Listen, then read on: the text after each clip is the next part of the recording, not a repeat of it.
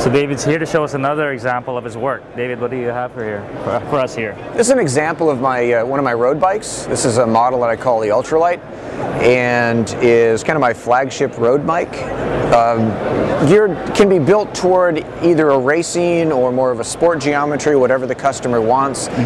Features on this that are unique are butted main tubes, and it has ovalization. Wow, look and at the that. top tube, down tube, seat tube, and this is what would be, I consider, my lightest bike as well as my most comfortable riding bike. How much does it weigh, the frame?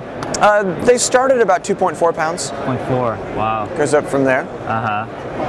And the ovalization is this way, and what does that do? So I do ovalization in the top tube to put more material in the lateral plane to increase lateral rigidity. Lateral stiffness, And that also removes material from the vertical plane to create some compliance.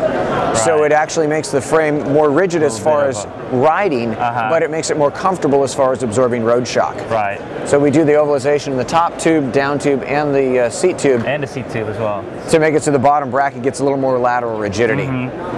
All of the road bikes that I build, one of my hallmarks is the monostay that I've got on the back. That allows us to increase lateral rigidity by triangulating the seat stays into a central point where the brake mounts, and then using a larger diameter tube from the brake up to the seat tube to increase lateral rigidity and also create a more rigid point for the brake to mount, so you get a firmer feel to the brake. Right. This also tends to isolate some of the loading in the rear end of the bike.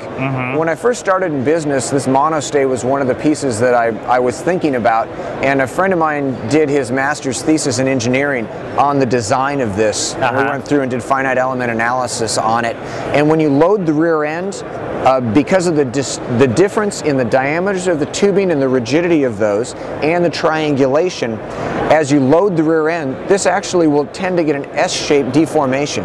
So it actually absorbs some of the road shock and makes so the rear end of the bike is smoother.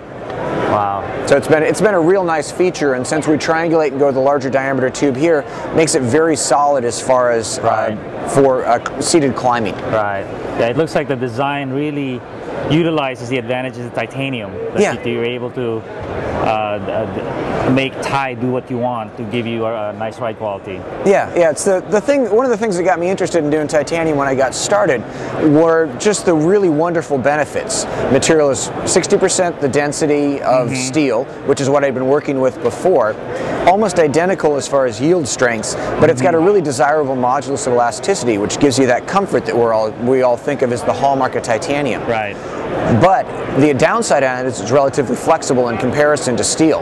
Right. Since it's light, it's easy to put a little bit of extra material in the areas that I want to, or move the material out of plane to be able to get some rigidity characteristics back into it. Right. So all in all, I've been able to make a bike that I think has the best of all worlds. Right. Plus, titanium's got that great reputation of almost an infinite number of fatigue cycles. Right. You can ride it, ride it, ride it. Right. Keeps going. Right. Durability's great. I get it. Very nice work, David. Thank you.